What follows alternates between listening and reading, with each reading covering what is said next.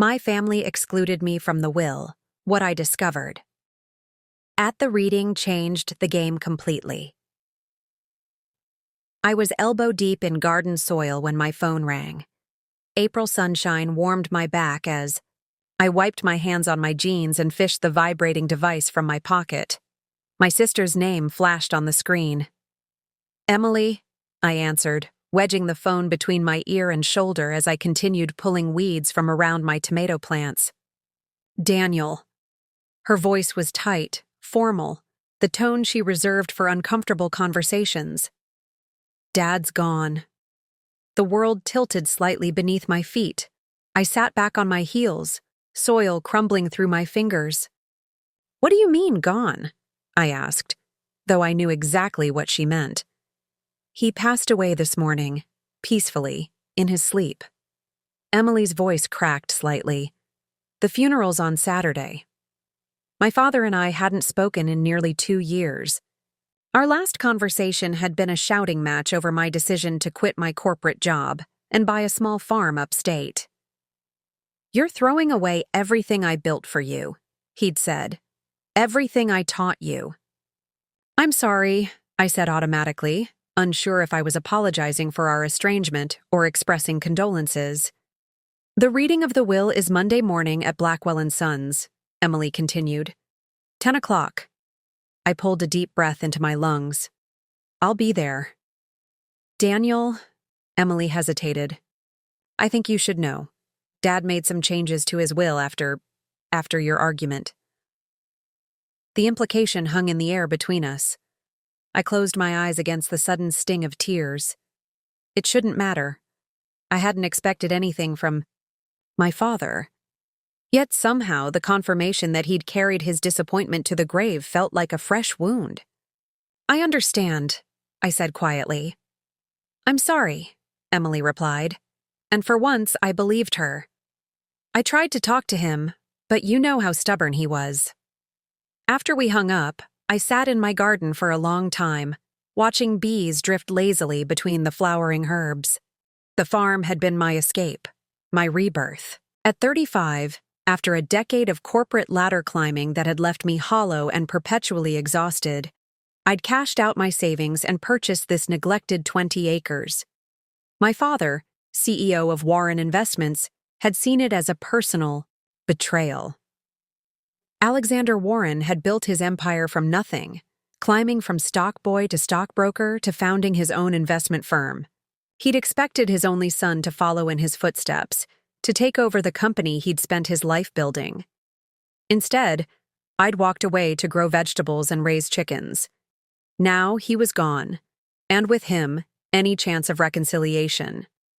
I pushed myself to my feet and headed toward the farmhouse, a century-old structure with wide plank floors and windows that rattled when the wind blew from the north.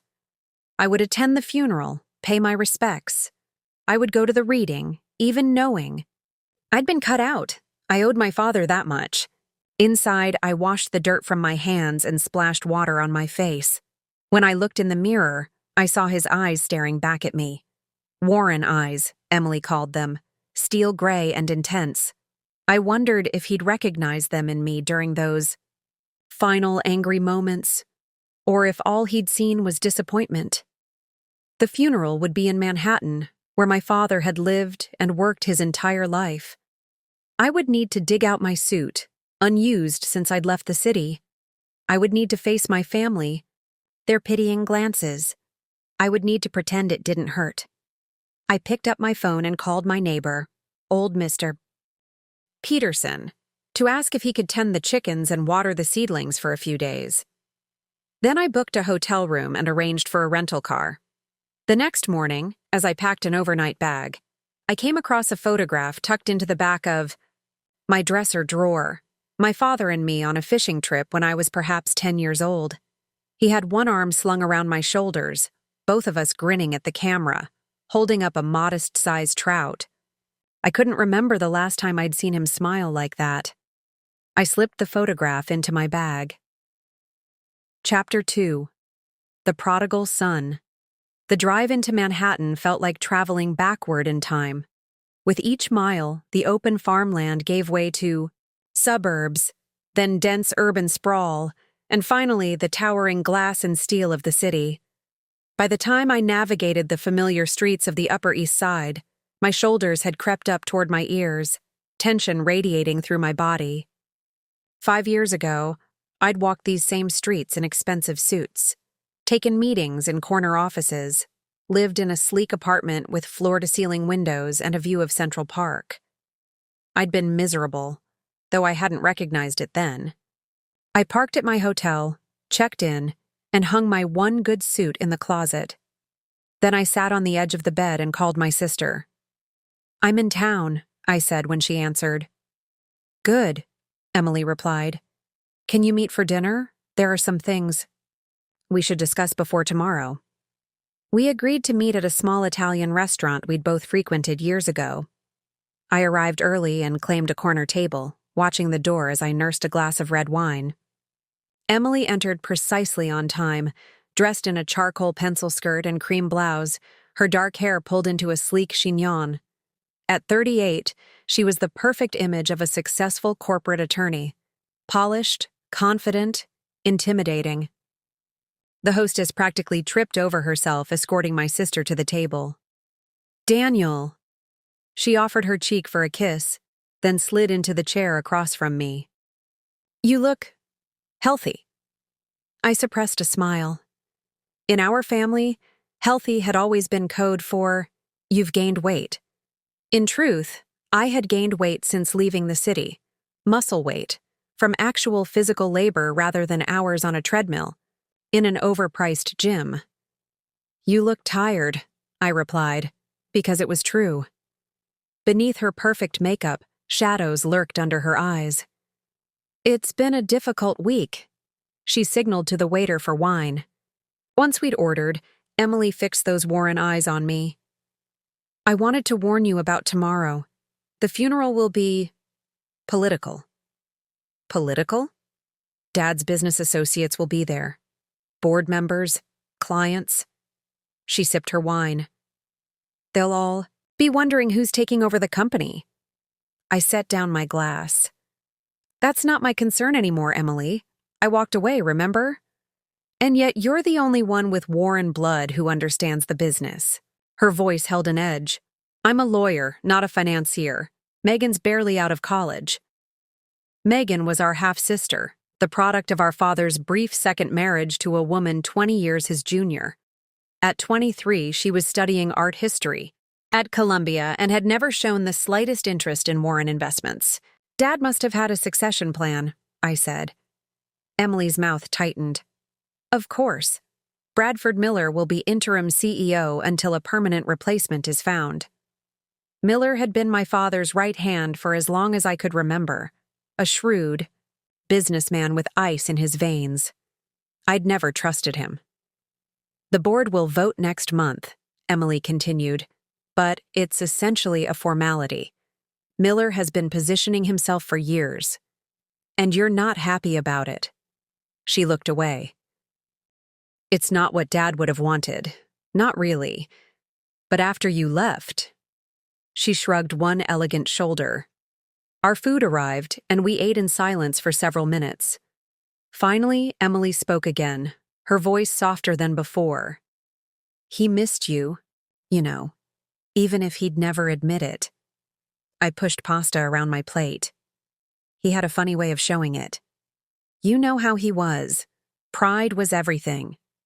She reached across the table and touched my hand. "But he kept track of you, had regular reports on that farm of yours." My head jerked up. "What? You didn't think he'd just let you go, did you? Not his only son." A sad smile curved her lips. "He knew about your organic certification, the farmers' markets, that article in the local paper about your heirloom tomatoes." Something twisted in my chest, grief or anger, I couldn't tell. If he was so interested, he could have called. You could have called too. We finished dinner in uncomfortable silence. As we waited for the check, Emily reached into her purse and withdrew an envelope. "This was in Dad's desk. It has your name on it." I accepted the envelope, turning it over in my hands. My name was written in my father's distinctive handwriting, bold, slashing letters that seemed to command the page just as he had commanded every room he entered. "Did you read it?" I asked. "No." Emily shook her head. "Despite what you might think, I do respect privacy." I tucked the envelope into my jacket pocket. "I'll see you tomorrow." "The service is at 11, St. Patrick's." She stood and gathered her things. "Try not to be late." Back in my hotel room, I sat on the edge of the bed and stared at the envelope for a long time before carefully tearing it open. Inside was a single sheet of Warren Investments letterhead, dated 6 months prior. Daniel. If you're reading this, I am gone, and we never had the conversation we should have had. That is my failure, not yours. You should know that I understand. Why you left? It took me too long to see it, but I do now. You were suffocating in the life I built for you because it wasn't the life you wanted. I see that now. I was wrong to try to force you into my mold.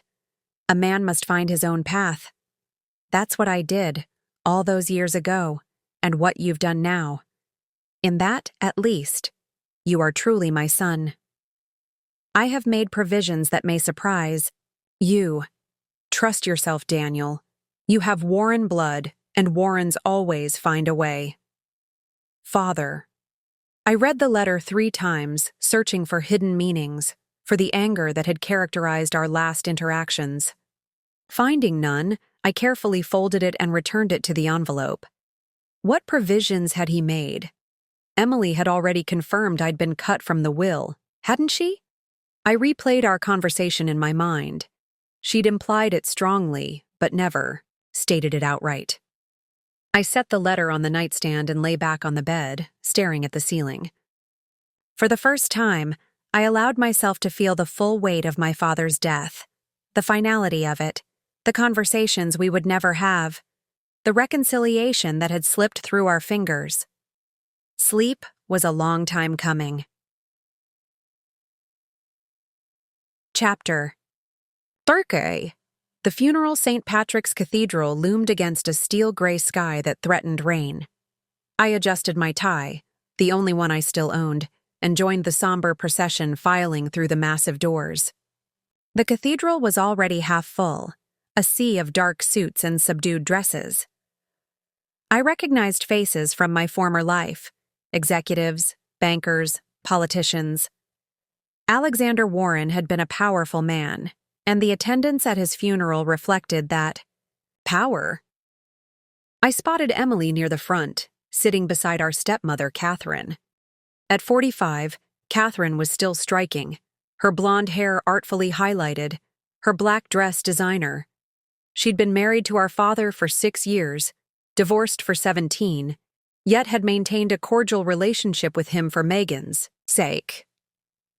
Megan sat on Catherine's other side, her shoulders hunched, dark hair falling forward to partially obscure her face. She'd always been the most sensitive of us, the most vulnerable to our father's demanding personality. I slipped into the pew beside Emily, who acknowledged me with a slight nod. A massive floral arrangement dominated the altar, white lilies and roses, my father's favorites, though few people knew he'd had any fondness for flowers at all. The service was formal, impersonal.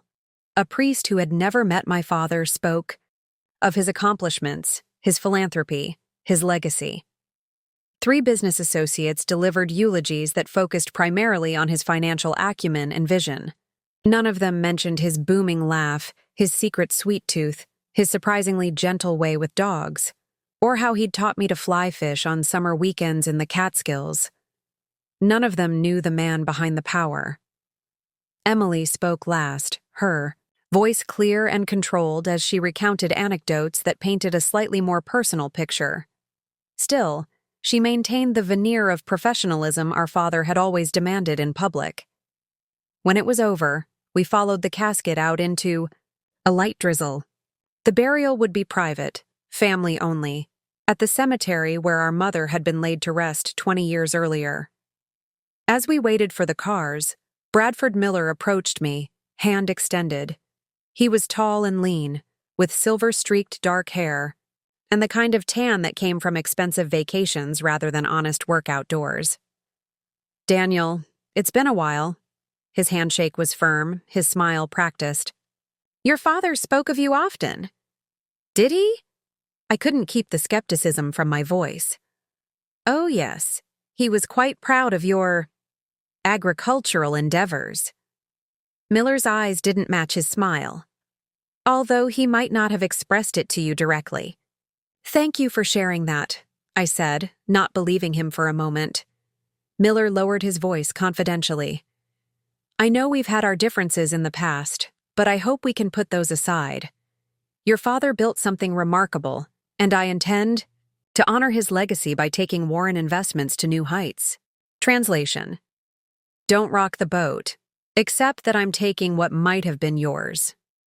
"I'm sure you'll do what you think is best," I replied neutrally. His eyes narrowed slightly at my non-committal response.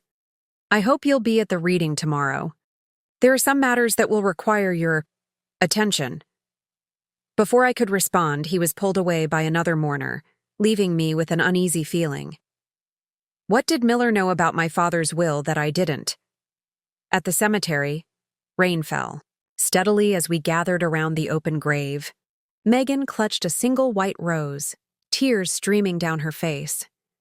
Catherine stood straight-backed and dry-eyed, one arm around her daughter's shoulders. Emily stared fixedly at the casket as it was lowered into the ground. I thought of the fishing photo in my hotel room, of summer days when my father had been just a dad, not a titan of industry. I thought of his letter, the unexpected gentleness of it, so at odds with the man who had raged at me for abandoning the path he'd laid out. After the final prayers, Emily, Megan, and I each threw a handful of dirt onto the casket. The sound it made was terribly final. As we turned to leave, Megan caught my arm. "Will you come to dinner tonight? At Mom's place?" I hesitated. I hadn't planned on socializing, had intended to retreat to my hotel room and prepare myself for whatever tomorrow might bring. "Please," she added softly. "It's been too long, Danny." No one had called me Danny in years. The nickname unlocked something in my chest, a rush of protective affection for this half-sister I barely knew. "All right," I agreed. "What time?" 7. I'll text you the address." Catherine's apartment was in a luxury building on Park Avenue, with a doorman who knew Megan by name and escorted us directly to the penthouse elevator. The apartment itself was a study in understated elegance. Neutral colors, original artwork, furniture that looked beautiful but uncomfortable. Catherine greeted me with air kisses and a crystal glass of scotch. "Daniel, you're looking robust." I bit back a smile. "You're looking well, Catherine." She waved a dismissive hand. "Botox and good lighting, darling. Nothing more." She led me into a formal dining room where Emily was already seated, engrossed in something on her phone. Megan appeared from the kitchen, carrying a platter of what appeared to be salmon. "I hope everyone's hungry. I might have gone overboard." "You cooked?" I asked, surprised. She smiled shyly. "Culinary school. I dropped out of Columbia last year." Dad was disappointed. "He got over it," Catherine said, taking her seat at the head of the table. "Eventually." Megan served the food, expertly prepared salmon with a dill sauce, roasted vegetables, crusty bread. As we ate, the conversation remained superficial. Reminiscences about father that carefully avoided any controversial topics, comments on the funeral service, mild gossip about who had or hadn't attended. It wasn't until dessert, a chocolate torte that Megan had also made, that Catherine set down her fork and fixed me with a penetrating stare. "So, Daniel, what are your intentions regarding the company?" Emily shot her a warning look. "Catherine, we agreed." "Oh, come now." Catherine waved her hand dismissively. "We're all adults here. Alexander is gone and decisions must be made. I set down my fork carefully. I have no intentions regarding the company. I left that life behind. Did you? Catherine raised a perfectly shaped eyebrow. Because Bradford Miller seems to think otherwise. Emily's head snapped up. What did Miller say to you? Catherine smiled thinly. Only that there might be some complications at tomorrow's reading. What kind of complications? I asked. He wouldn't elaborate. Catherine sipped her wine. But he seemed concerned. Emily's phone dinged, and she glanced at it, then abruptly stood. I need to take this. Excuse me. She disappeared into the hallway, her face tight with tension. What's that about? I asked Megan, who had been watching the exchange with wide eyes. She shrugged. Emily's been getting calls at all hours since Dad died. Something about the Tokyo deal. The Nakamura acquisition, Catherine clarified. It was your father's last major project, bringing Warren Investments into the Asian market in a significant way. The negotiations were delicate. I vaguely recalled hearing about it from mutual acquaintances, a multi-billion-dollar deal that would dramatically expand Warren Investments' global footprint. It had been in the works for over a year. Emily returned, her expression carefully composed. Everything's fine, she said, though it clearly wasn't. Just some details to iron out before the board meeting next week. The conversation shifted to safer topics, but an undercurrent of tension remained. When I left an hour later, Emily walked me to the elevator. Be prepared for anything tomorrow, she said quietly. Miller's been acting strange ever since the attorneys contacted him about the reading. You don't know what's in the will? She shook her head. Dad updated it 6 months ago. Even I wasn't privy to the details. She hesitated. Just don't be late, okay?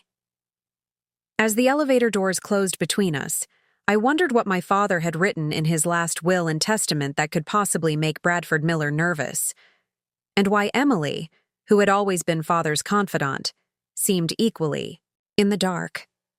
Back in my hotel room, I took out my father's letter again and reread it. I have made provisions that may surprise you. What provisions? And why the cryptic warning to trust myself? Sleep eluded me as I turned these questions over in my mind. Outside my window, the city that never sleeps continued its restless pulse, so different from the quiet rhythms of my farm. In the morning, I would face whatever my father had left behind, or failed to leave me. Either way, I would return to the life I'd chosen, the life that, according to his final words, he had ultimately understood. But as dawn crept over the Manhattan skyline, I couldn't shake the feeling that Alexander Warren, master strategist, to the end, had one final move to make from beyond the grave. Sai. Chapter 4. The Reading Blackwell and Sons occupied the 32nd floor of a gleaming office tower in Midtown. The reception area featured mahogany paneling, leather chairs, and discreet artwork that probably cost more than my farm's annual revenue. The receptionist, a poised woman in her 50s, greeted me by name before I could introduce myself. Mr. Warren, everyone is gathering in the main conference room. May I take your coat? I surrendered my raincoat, the same one I wore to farmers' markets when the weather turned, and followed her down a hushed corridor. The conference room door stood open, revealing a long table surrounded by familiar faces. Emily sat rigidly, in a chair near the head of the table, her expression unreadable. Beside her, Megan fidgeted with a silver bracelet, looking too young for the somber setting. Catherine occupied the chair across from them, elegant in navy blue, legs crossed at the ankle. Bradford Miller stood by the window, deep in conversation with an older man I recognized as James Blackwell, the firm's senior partner. Miller's posture was tense, his gestures more animated than usual. Several other people I didn't immediately recognize were scattered around the table, junior attorneys perhaps, or witnesses. As I entered, all conversation ceased. Miller turned, his smile not quite reaching his eyes. "Daniel, good of you to join us." I nodded acknowledgement and took the empty seat beside Megan, who squeezed my hand briefly under the table. Blackwell cleared his throat. "Now that we're all present, we can begin." He opened a leather portfolio and extracted a thick document. "We are gathered today for the reading of the last will and testament of Alexander James Warren." The formality of the words sent a shiver down my spine. This was real. My father was gone. "Before I begin," Blackwell continued, "I should note that Alexander made significant changes to his will approximately 6 months ago. He was of sound mind and body at the time, and the document was properly witnessed and notarized."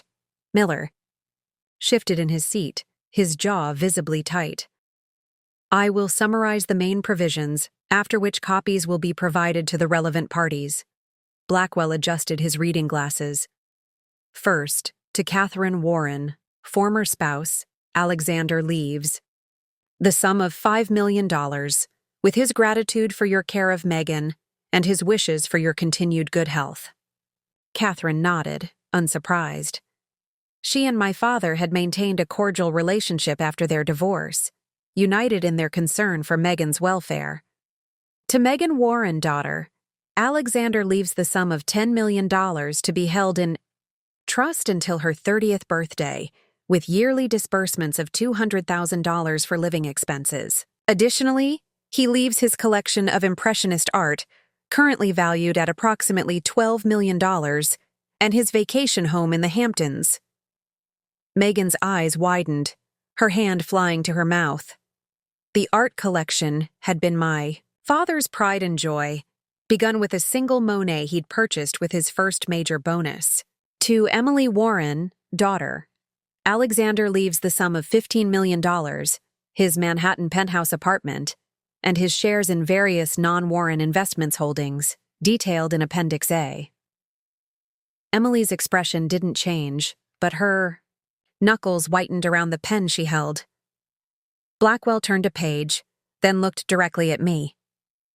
"To Daniel Warren's son, Alexander leaves his personal library, his collection of fly fishing equipment, and his grandfather's pocket watch." The room seemed to tilt slightly. I had expected nothing.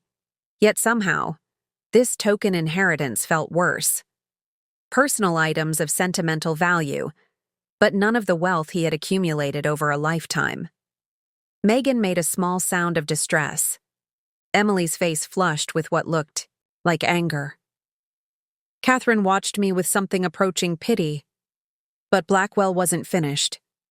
"Additionally," he continued, "to Daniel Warren, Alexander leaves controlling interest in Warren Investments, comprising 51% of voting shares in the company." The room erupted in chaos. "What?" Miller surged to his feet, face flushed. "That's impossible." "I assure you it is not," Blackwell replied calmly. "Alexander restructured his holdings 6 months ago, consolidating his shares in the company." Emily was staring at me, shock evident in her features. "Daniel, did you know about this?" I shook my head, speechless. I had walked away from the company, from the life my father had built. Why would he leave me in control? Catherine leaned forward. "James, perhaps you should read Alexander's letter of explanation. I assume there is one?" Blackwell nodded and extracted another document from his portfolio. "To my family and colleagues," he read, "my decision to leave controlling interest in Warren Investments to my son Daniel may come as a surprise, particularly to Daniel himself. I owe you all an explanation. Warren Investments has always been more than a company to me. It has been my life's work, my legacy.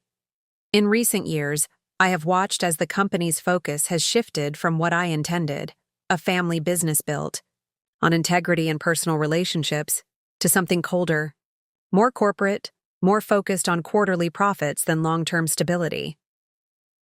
I do not blame Bradford Miller for this evolution. Indeed, I encouraged it for many years, believing it necessary for growth. I was wrong. It took my son's courage in walking away from everything I had built for him to show me what the company was becoming and what it was losing in the process. Daniel understood, before I did, that there are more important things than profit margins and market share. There is honor. There is balance. There is knowing when enough is enough. I believe that Daniel, precisely because he chose a different path, is best positioned to guide Warren Investments back to its core values. He may choose to sell his shares.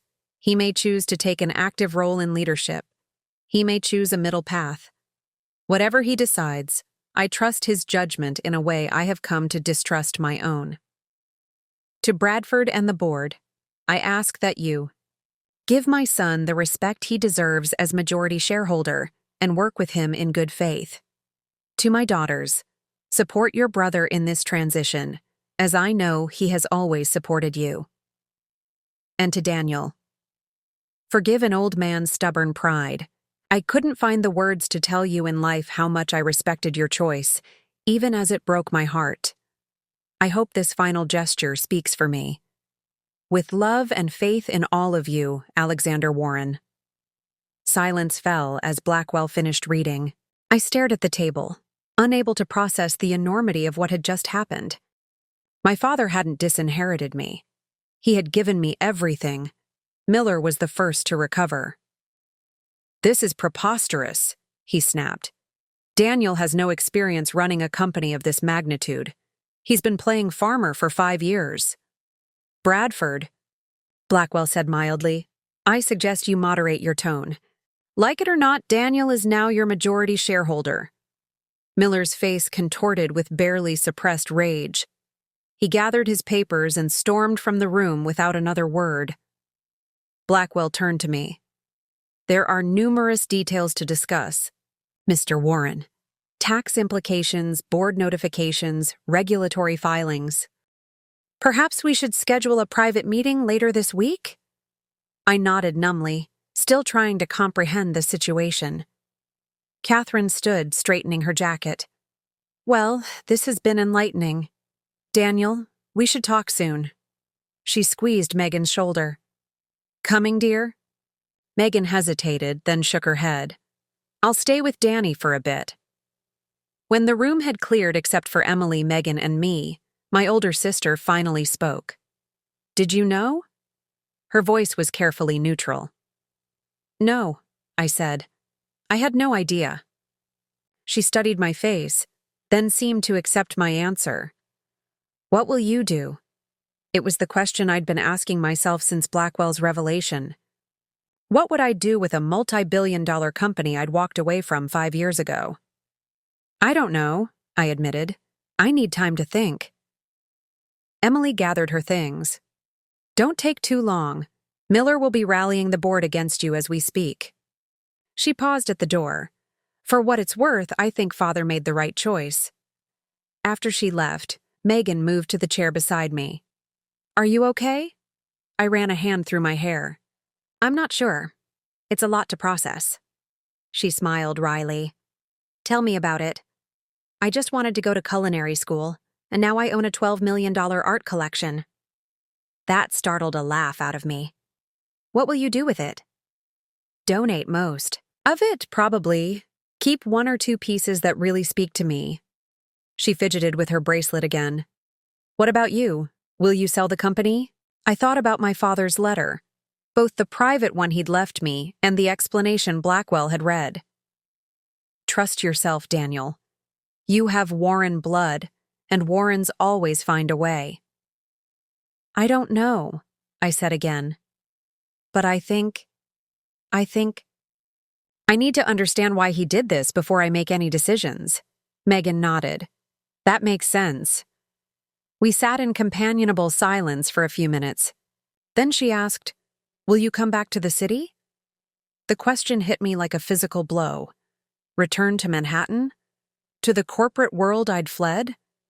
But if I didn't, if I tried to manage my new responsibilities from a distance, would I be honoring my father's final wish or undermining it? "I need to go back to the farm," I said finally, "at least for a few days. Think things through. She stood and kissed my cheek. Whatever you decide, I'm on your side. Just don't disappear again, okay? After she left, I remained in the conference room, staring out at the Manhattan skyline, a vista of glass, steel, and concrete so different from my rolling acres of vegetables and orchards. Somewhere in this city, every day, decisions were made that affected thousands of lives, millions of dollars. And now, somehow, I was expected to be part of that world again. My father had given me a poisoned gift, control of everything I'd rejected, responsibility for a legacy I'd walked away from. He'd claimed it was out of respect for my different path, but part of me wondered if it wasn't his final attempt to pull me back into the fold. Trust yourself, he'd written. But which self? The corporate executive I'd been, or the farmer I'd become? As I gathered my things to leave, my phone buzzed with a text from an unknown number. We need to talk. Miller isn't the only one with questions about your father's decision. Meet me at the Emerson, 8 p.m. Come alone. VB. I stared at the message, trying to place the initials. VB. Victoria Blackwell? James Blackwell's daughter, who'd joined the firm a year before I left the company? Whatever she wanted, it was clear that my father's surprising bequest had ripples beyond what I'd witnessed in the conference room. And if I was going to make an informed decision about my inheritance, I needed to understand the full picture. I texted back a single word. Okay. Part 2. The Discovery. Chapter 5. Dangerous Knowledge. The Emerson was a discreet whiskey bar in the basement of a historic midtown building, known for its private booths and strict no-photography policy. It was the kind of place where business deals were discussed away from prying eyes and listening ears. I arrived 15 minutes early, dressed in the only decent clothes I'd brought, my funeral suit, minus the tie. The maitre d' led me to a corner booth, partially concealed behind a velvet curtain. I ordered a Macallan, neat, and settled in to wait. Victoria Blackwell arrived precisely at 8, a slim figure in a charcoal pantsuit, her dark hair cut in a severe bob that emphasized her sharp cheekbones. At 32, she was already a junior partner in her father's firm, known for her meticulous attention to detail and fierce loyalty to clients. "Daniel," she said, sliding into the booth opposite me. "Thank you for coming." "Victoria," I replied. "It's been a while." 5 years, 2 months. She signaled to the waiter. "Gin martini, very dry." When the waiter departed, she fixed her intense gaze on me. "I'll get straight to the point. Your father's will has created a dangerous situation." I raised an eyebrow. "Dangerous how?" "Bradford Miller has been running Warren Investments in all but name for the past 3 years. Your father was increasingly hands-off." This surprised me. Alexander Warren had been a notorious micromanager, insisting on approving even minor decisions. "Are you saying he was ill?" I asked. Victoria hesitated. "Not physically, but after your departure he became less engaged. He delegated more, and more responsibility to Miller, who was happy to take it." She leaned forward. "Miller has been redirecting company resources into ventures your father would never have approved." The waiter arrived with her martini. Victoria took a sip, watching me over the rim of her glass. "What kind of ventures?" I asked once we were alone again. "High-risk, potentially high-reward investments in emerging markets. Private equity deals with questionable partners. And there's the Nakamura acquisition. The Tokyo deal. Emily mentioned it." Victoria's mouth tightened. "It's not what it seems. On paper, it's a straightforward acquisition of a Japanese financial services firm.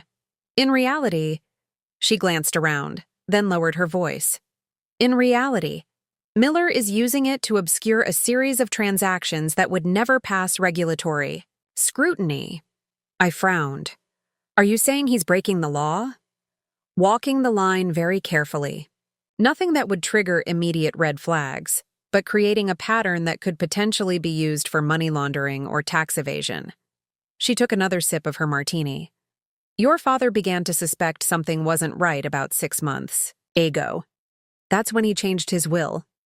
I sat back, processing this information. So he left me the company because he suspected Miller was corrupt? Not just suspected, he knew. Victoria reached into her bag and slid a flash drive across the table. This contains documentation your father compiled, financial records, emails, meeting transcripts.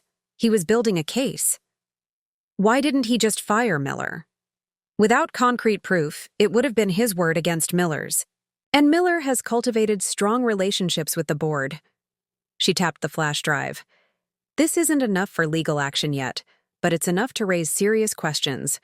Your father was planning to present it at the next board meeting, but he died before he could. I picked up the drive, turning it in my fingers. And now it's my problem. Yes. Victoria's eyes were steady. Miller doesn't know about this evidence, but he knows your father was becoming suspicious.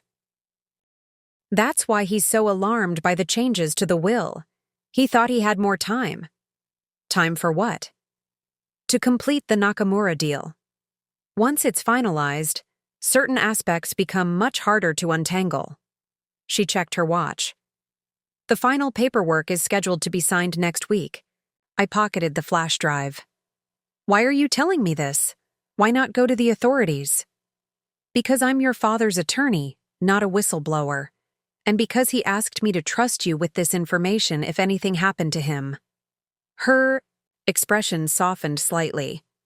He believed you would make the right choice, Daniel, whatever that might be. After Victoria left, I remained at the Emerson, nursing my scotch and contemplating the flash drive in my pocket. I had come to the reading expecting to be disinherited, preparing myself for one final rejection from beyond the grave.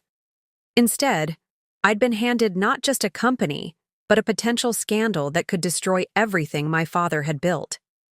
The easy path would be to sell my shares and walk away, return to my farm, to the life I'd chosen, with considerably more financial security than before. Let someone else deal with Bradford Miller and his questionable dealings. But that wasn't what my father had wanted. He'd trusted me to protect his legacy, to restore Warren Investments to the company he'd intended it to be. Trust yourself. Daniel, you have Warren blood, and Warrens always find a way. Back at my hotel, I plugged the flash drive into my laptop and began to read. Chapter 6. Pieces of the Puzzle. Dawn found me still at my computer, eyes burning from hours of scrolling through financial statements, email chains, and meeting notes. I wasn't a forensic accountant, but my years at Warren Investments had given me enough financial literacy to follow the breadcrumbs my father had left. The pattern Victoria had described emerged slowly. A series of investments in companies that existed primarily on paper, transfers between subsidiaries that obscured the flow of funds, consulting fees paid to entities with unclear ownership structures. Individually, none raised immediate alarms. Collectively, they painted a picture of systematic financial manipulation. At the center of it all was the Nakamura acquisition, a legitimate Japanese financial services firm that Miller was using as cover for a complex web of transactions. My father's notes suggested he believed Miller was siphoning company funds, possibly into offshore accounts, though he hadn't yet found definitive proof. I showered and changed, then called Emily. "We need to talk," I said when she answered. "About Miller and the Nakamura deal." A pause. "My office, 1 hour." Emily's corner office at Hawkins & Reed, one of Manhattan's top law firms, offered a panoramic view of Central Park. She was on a call when I arrived, gesturing for me to take a seat as she concluded her conversation. "Yes, Senator, I understand your concerns. We'll have those documents to you by end of day." She hung up and turned to me. "You look terrible." "I've been up all night." I placed my laptop on her desk and opened it to display one of the spreadsheets from the flash drive. "Did you know about this?" Emily studied the screen, her expression carefully neutral. "Know about what, specifically?" "Miller, the shell companies, the money moving through the Nakamura acquisition." I watched her face for any sign of recognition or guilt. She sighed and removed her reading glasses. I knew something wasn't right. That's why I've been pushing to delay the final signing until after the board meets next week. "Why didn't you tell me?" "Because I wasn't sure." She folded her hands on her desk.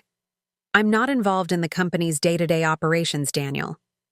I only see what passes through the legal department for review, and Miller has been careful to keep certain aspects of the deal compartmentalized." I studied my sister, trying to determine if she was being truthful. Emily had always been better at hiding her emotions than I was, a skill that served her well in the courtroom. "Dad knew," I said finally. "He was building a case against Miller. That's why he changed his will." Emily's composure slipped, just for a moment. "How do you know this?" "Victoria Blackwell. She gave me a flash drive containing Dad's evidence." "And you trust her?" I hadn't considered that angle. "Why wouldn't I?" Emily leaned back in her chair. "Because the Blackwells have represented our family for 3 generations. If Miller has been engaging in illegal activities and they failed to catch it, their firm could be exposed to liability." She had a point. I'd accepted Victoria's information, at face value, not considering her potential motivations. "What about you?" I countered. "You've been pushing to delay the Nakamura deal. Why?" "Because something felt off about it." She drummed her fingers on the desk, a nervous habit from childhood. "The structure is unnecessarily complex. The timing is rushed. And when I asked questions, Miller became defensive." "Have you spoken to Megan about this?" I asked. "Megan?" Emily looked surprised. "She's not involved in the business." "No, but she's a shareholder now, and she's smart. She might notice things we've missed." Emily considered this. "I suppose it wouldn't hurt to get her perspective. She has good instincts about people, if nothing else." We arranged to meet for dinner at Emily's apartment that evening. In the meantime, I had another stop to make. Warren Investments occupied the top 10 floors of a sleek tower in the financial district. Its logo, a stylized W inside a shield, prominently displayed in the lobby. I hadn't been back since the day I'd walked out 5 years ago, leaving my office key and company ID on my desk without explanation. The security guard did a double take when he saw me. "Mr. Warren? Daniel Warren?" "That's right, Tony." I was surprised I remembered his name. "Is my father's office still on the top floor?" "Yes, sir." He fumbled with his phone. "Should I call up to let them know you're coming?" "No need. I'm expected." It wasn't exactly a lie. As the new majority shareholder, I had every right to be there. The elevator ride to the 50th floor gave me time to prepare myself. I wasn't here to make a scene or confront Miller directly. Not yet. I just wanted to see my father's office, to get a feel for the company as it now existed. The doors opened onto a reception area that looked exactly as I remembered it. Marble floors, contemporary art, sleek furniture in muted tones. The receptionist, a young woman I didn't recognize, looked up with a professional smile that froze when she saw me. "Mr. Warren?" Her hand moved toward the phone. "I'd like to see my father's office," I said pleasantly. "Is it still at the end of the hall?" Yes, but Mr. Miller is using it temporarily while—" "Perfect. Is he in?" "No, sir. He's at an off-site meeting until this afternoon." "Even better." "I won't be long." I strode down the familiar corridor, nodding to startled employees who recognized me. My father's office, Miller's office now apparently, was exactly where it had always been. The double doors bearing a simple plaque. CEO. The receptionist had followed me. "Mr. Warren, I should really announce you—" "That won't be necessary," I assured her. "I'm just here to collect some personal items of my father's." Before she could protest further, I opened the doors and stepped inside. The office was both familiar and strange. The layout was the same: floor-to-ceiling windows along one wall, a massive desk, a sitting area with leather sofas, built-in bookshelves. But the personality had changed. My father's collection of historical financial texts had been replaced with modern business books and decorative objects. The antique map of Manhattan that had hung behind his desk was gone, replaced by an abstract painting. It was as if Miller had been systematically erasing Alexander Warren's presence from the company he had founded. I crossed to the desk, my father's desk, handcrafted from a single slab of walnut, and ran my fingers along its polished surface. Miller had added a glass top, changing its character entirely. The receptionist hovered anxiously in the doorway. "Mr. Warren, if you could tell me what you're looking for, perhaps I could help?" "My grandfather's pocket watch," I said, remembering it from the will. "My father kept it in his desk." "Oh." She relaxed slightly. "Mr. Miller had all of your father's personal effects boxed up. They're in storage on the 48th floor. Would you mind showing me?" She hesitated, then nodded. "Of course. This way, please." As she led me back to the elevator, I noticed the stares of employees in the open workspace. Word of my presence was spreading rapidly. I wondered how long it would take someone to alert Miller. The storage room on the 48th floor was little more than a closet, filled with banker's boxes labeled with my father's name. The receptionist, whose name I learned was Jessica, helped me locate the one containing his desk items. Inside, nestled among pens, notepads, and various desk accessories, I found the pocket watch. It was a beautiful piece, gold with an intricate engraving of the Warren family crest on the case. I pressed the release, and the cover sprang open to reveal the watch face, still ticking as it had for over a century. "Is that everything you needed?" Jessica asked. "Yes, thank you." I slipped the watch into my pocket. "Would you mind giving me a few minutes to look through the rest of these boxes? There might be other mementos I'd like to take." She glanced at her phone. "Of course, take your time. I'll be at my desk if you need anything." Once alone, I quickly examined the other boxes. Most contained books, framed photographs, awards, and other personal items from my father's office. Nothing that seemed immediately relevant to Miller's financial manipulations. But in a box marked Correspondence, I found something intriguing: a leather-bound notebook with my father's distinctive handwriting. It appeared to be a personal journal, something I hadn't known he kept. I tucked it inside my jacket just as my phone buzzed with a text from Emily. "Miller knows you're in the building. Get out now." I thanked Jessica on my way back to the elevator, maintaining a casual demeanor despite the urgency of Emily's warning. In the lobby, I nodded to Tony as I passed, then stepped out onto the street just as a town car pulled up to the curb. The rear window lowered, revealing Bradford Miller's taut face. "Daniel, what a surprise." "Bradford." I kept my tone neutral. "Just picking up some personal items." "I see." His smile didn't reach his eyes. "Perhaps next time you could call ahead. Security protocols, you understand." "Of course. My apologies for the intrusion." "While I have you," he continued, "I'd like to schedule a meeting to discuss the transition. The board is eager to understand your intentions regarding your inheritance." "I'm sure they are. Unfortunately, I'm heading back upstate this afternoon. Farm duties, you understand." Miller's jaw tightened at my deliberate casualness. "The Nakamura deal requires attention. Delays could jeopardize years of work." "I'm aware of the situation," I said, letting a hint of steel enter my voice. "I'll be in touch early next week to discuss next steps." I walked away before he could respond, feeling his gaze burning into my back. The confrontation had been brief but telling. Miller was clearly anxious about my sudden appearance in the company hierarchy, and especially anxious about any potential delay to the Nakamura deal. In a cafe several blocks away, I opened my father's journal and began to read. The entries dated back 3 years, around the time I'd left the company. The early pages contained routine business observations, personal reflections, and occasional references to his children, including several frustrated comments about my inexplicable abandonment of my corporate career. But as I continued reading, I noticed a shift in tone.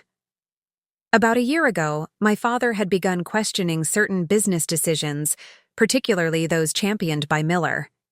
His notes became more detailed, more suspicious, documenting conversations and observations that had raised red flags. 6 months ago, around the time he'd changed his will, the entries took on a new urgency. April 15th, meeting with B.M. Ray, Nakamura restructuring. His explanation for the additional shell companies doesn't hold water. Follow the money, especially through Singapore subsidiary. April 20th, requested complete financial records for past 18 months. B.M. stalling, citing compilation challenges. Unacceptable. April 28th, spoke with Victoria today about my concerns. She agrees something is amiss. Will begin quiet investigation. May 3rd, Hong Kong numbers don't match Tokyo report. Discrepancy of approx. 40 malwares. When questioned, BM blamed accounting error. Too convenient. May 10th, consulted with Dr. Matthews again. No change in prognosis. 6 months, perhaps a year. Not enough time to unravel this mess personally. Must make contingency plans. I paused at this entry, my blood running cold. Dr. Matthews, prognosis, 6 months to a year? What was my father saying? The next entry answered my question. May 12th, decision made. Will amend will to leave controlling interest to Daniel. Despite our differences, he's the only one with both the financial acumen and moral compass to clean up this mess. Emily too close to the situation. Megan too inexperienced. Must speak with Victoria about legalities. May 15th. Changed will today. Victoria will ensure Daniel receives necessary information if I'm not here to deliver it myself. Not sure he'll thank me for this burden, but I have no choice. Cancer progressing faster than expected. Time running out. Cancer. The word hit me like a physical blow. My father had been dying and I hadn't known. None of us had known. I continued reading, my hands shaking slightly. June 8th, BM. Becoming suspicious of my questions. Need to proceed. Carefully. Compiling evidence on secure drive. Victoria has copies. June 20th. Reached out to Daniel twice. No response. Cannot blame him after things I said. Will try again next month. July 5th. Bad day. Pain management not working as well. Reduced office hours to avoid questions. July 18th. BM pushing hard for Nakamura finalization before year-end. Claims, market conditions optimal. Real reason, wants deal complete before full financial review in January. August 2nd, left message. For Daniel again. No return call. Perhaps too late to mend this fence, but must try one more time. I suddenly remembered the missed calls from an unknown number several months ago. Calls I'd ignored, assuming they were sales pitches or wrong numbers. Had that been my father, reaching out one last time?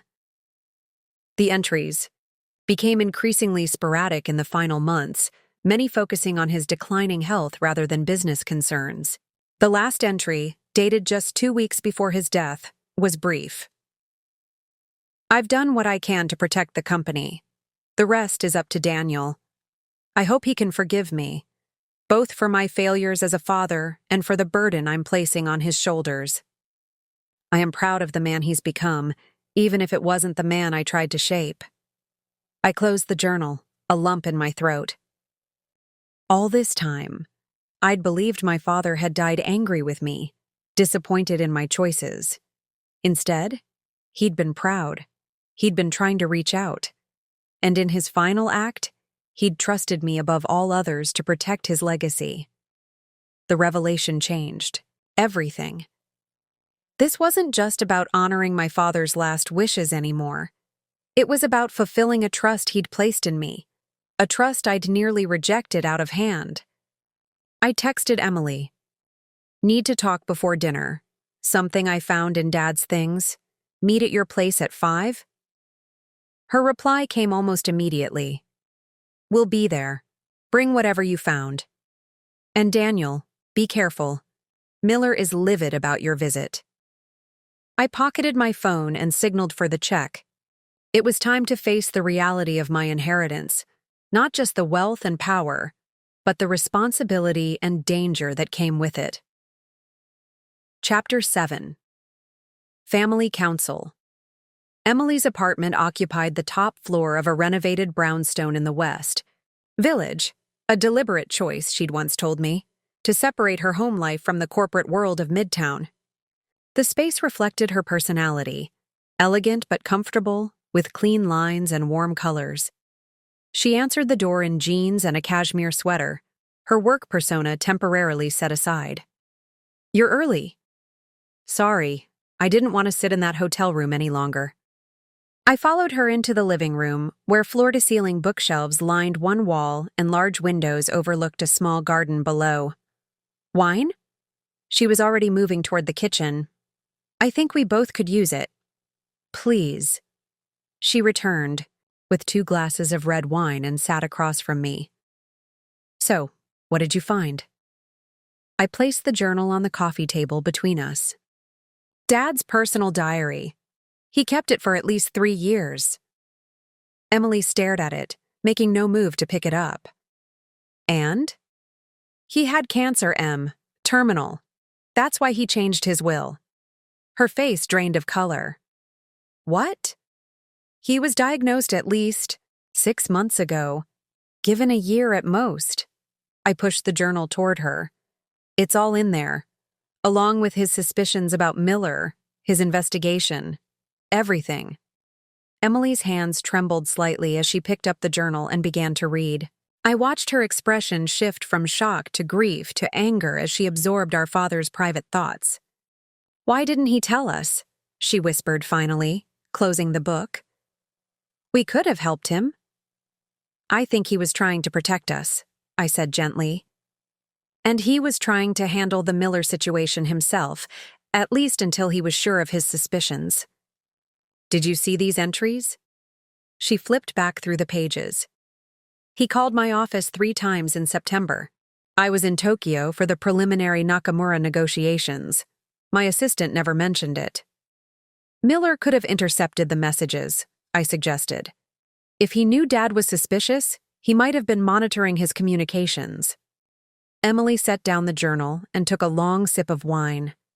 So Dad knew he was dying, suspected his CFO of financial fraud, and decided the best solution was to give control of the company to his estranged son without any warning or preparation. Put that way, it did sound absurd. I couldn't help but laugh, a short, sharp sound without humor. That's our father, still controlling everything from beyond the grave. What are you going to do? Emily asked after a moment. I'd been asking myself the same question since the reading. I'm not sure yet, but I know I can't just walk away, not after reading this. She nodded slowly. We need to stop the Nakamura deal until we understand exactly what Miller's doing. And we need to bring Megan into this discussion. She's part of this family and Dad left her a significant stake. Agreed. I checked my watch. What time is she coming? 7. I ordered food delivery for 7:30. Emily refilled our wine glasses. That gives us time to decide how much to tell her. Everything, I said firmly. No more secrets. That's what got us into this mess. Megan arrived punctually at 7, bearing a bakery box containing dessert, chocolate eclairs from a French patisserie near her culinary school. She looked younger than her 23 years in jeans and an oversized sweater, her dark hair pulled back in a simple ponytail. "Family meeting, huh?" She set down the box and gave each of us a hug. "Should I be worried?" "Sit down, Meg," Emily said gently. "We found Dad's journal today. There are some things you need to know." Over the next hour, we shared everything we'd discovered: our father's illness, his suspicions about Miller, the true reason behind his unexpected bequest. Megan listened silently, tears occasionally slipping down her cheeks. "Why wouldn't he tell us he was sick?" she asked finally, her voice small. "We could have had time together, made things right." "I think he didn't want us to see him weak," I said. "You know how he was about appearances." "And the company stuff?" She looked from me to Emily. "What does it mean?" Emily sighed. "It means Warren Investments might be involved in some questionable financial practices, orchestrated by Bradford Miller, and if they come to light, the company could face serious legal consequences. Not to mention reputational damage," I added. "The Warren name would be tarnished." Megan frowned. "So what's the plan? Do we go to the authorities?" "Not yet," I said. "We don't have enough concrete evidence. Just Dad's suspicions and some financial irregularities that could potentially be explained away. We need to dig deeper," Emily agreed, "particularly into the Nakamura acquisition." "How do we do that without tipping off Miller?" Megan asked. It was a good question. Miller would be watching all of us now, especially me. Any unusual inquiries would raise immediate red flags. "I might have an idea," I said slowly. "But it's a bit unorthodox." Both my sisters looked at me expectantly. "Tomorrow morning I'll call an emergency meeting with Miller. Tell him I'm considering selling my shares and returning to my farm life." I outlined my plan. "He'll be relieved, thinking I'm not going to interfere with his operations. That should buy us some time to investigate without him watching our every move. Meanwhile," Emily continued, catching on quickly, "I'll delay the Nakamura paperwork on legal grounds. Site due diligence concerns, regulatory compliance, whatever I can come up with." "And what do I do?" Megan asked. "I'm not a business person or a lawyer." I smiled at our younger sister. "You have the most important job of all. You're going to be our eyes and ears where Miller won't expect." "The art world." "The art world? What does that have to do with anything?" "Dad's notes mentioned unusual payments to art consultants and galleries.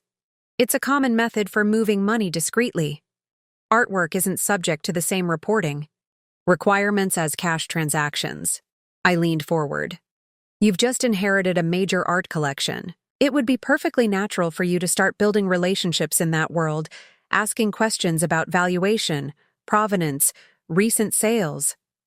Megan's eyes widened in understanding. "Looking for connections to Warren Investments or Miller? Personally." "Exactly." I squeezed her hand. "Think you can handle that?" A determined expression settled on her face, so reminiscent of our father that it made my heart ache. "Absolutely." The food arrived, and as we ate, we fleshed out the details of our plan. The more we talked, the more I realized how much I'd missed my sisters in the years I'd been away. Emily's sharp legal mind, Megan's intuitive understanding of people, both would be invaluable in the days ahead. "There's one more thing we need to discuss," Emily said as we finished dessert. "The board meeting next Tuesday. Daniel, as majority shareholder, you'll need to attend." I nodded. I was planning on it. "Miller will have spent the weekend lobbying board members against you. They're mostly his allies, people Dad appointed on Miller's recommendation over the past few years. Then I need to give them a reason to listen to me," I said, "to trust that I'm not just some farmer playing at business." "You need to look the part," Megan suggested. "No offense, but that suit—" She gestured at my funeral attire, hanging over a chair. "Is the only one I own," I finished wryly. "Point taken." "Shopping tomorrow," she declared. After your meeting with Miller, I know exactly where to go. Emily reached for her tablet. I'll send you the board member profiles. Study them. Know their backgrounds, their pet projects, their voting patterns. Miller will have prepped them to see you as an outsider. You need to prove otherwise.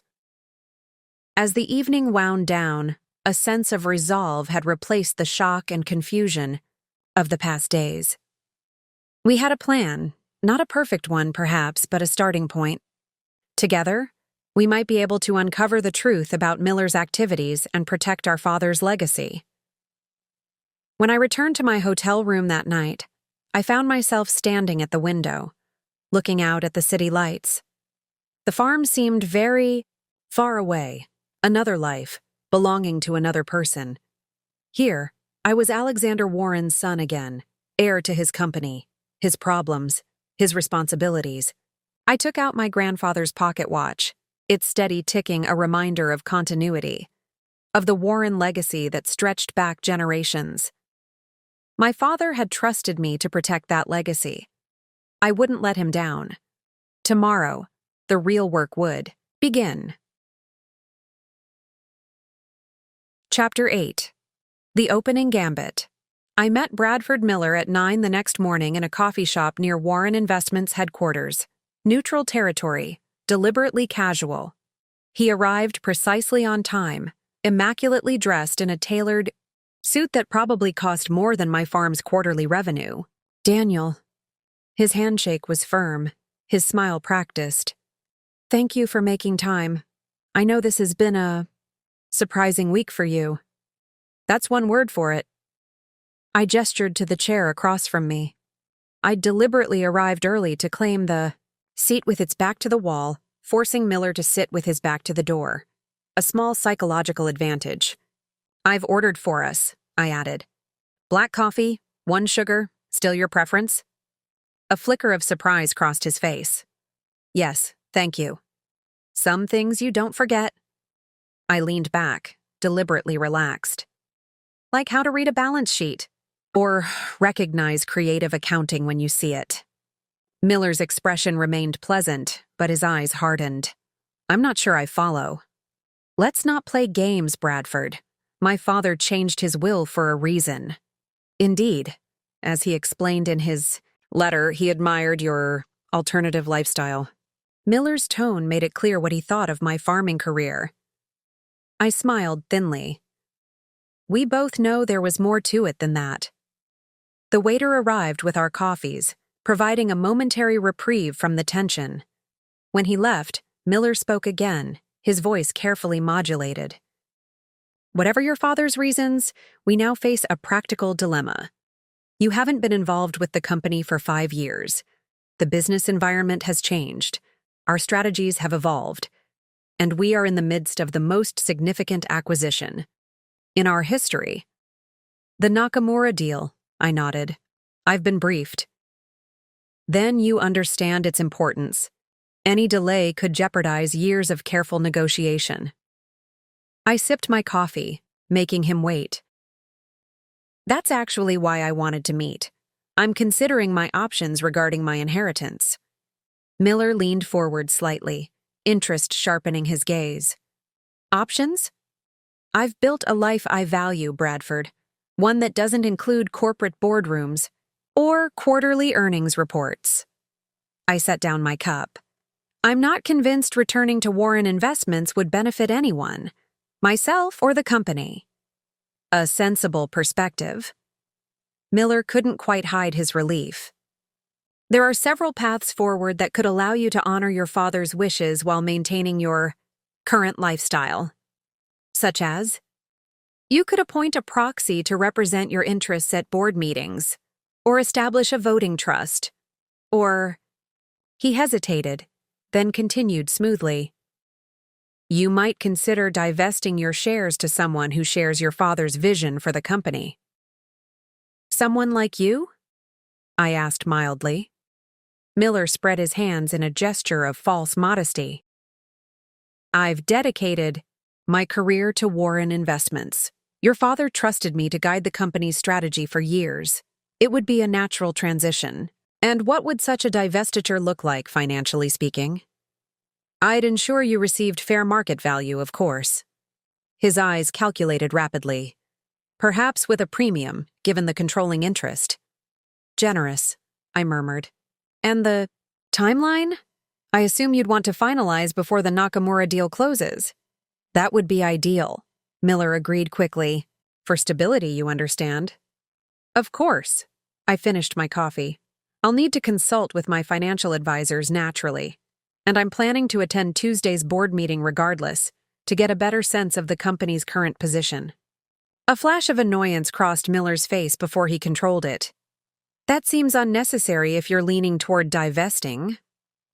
Due diligence, I said with a shrug. I may be a farmer now, but I still understand fiduciary responsibility. Miller forced a smile. Of course. I'll make sure you receive all relevant materials before the meeting. Thank you. And Bradford? I caught his gaze and held it.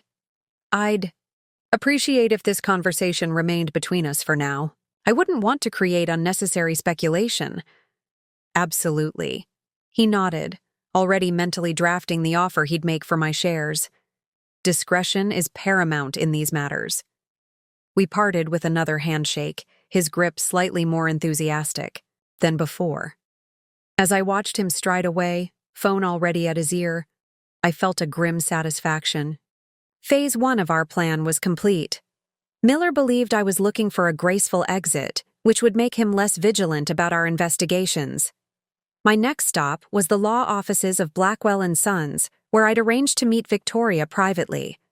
Her sleek corner office offered views of the East River, its decor a study in understated luxury. Antique desk, leather chairs, shelves lined with leather-bound legal tomes. He took the bait? She asked without preamble as I settled into the chair across from her. Completely. He's probably drafting a buyout offer as we speak. Victoria nodded, satisfied. That gives us breathing room. Did you bring the journal? I placed my father's diary on her desk. It confirms what you told me. He knew he was dying, and he suspected Miller of financial manipulation. I tried to convince him to take action sooner, she said, her voice tinged with regret. But he wanted irrefutable evidence before making accusations. And now that burden falls to me.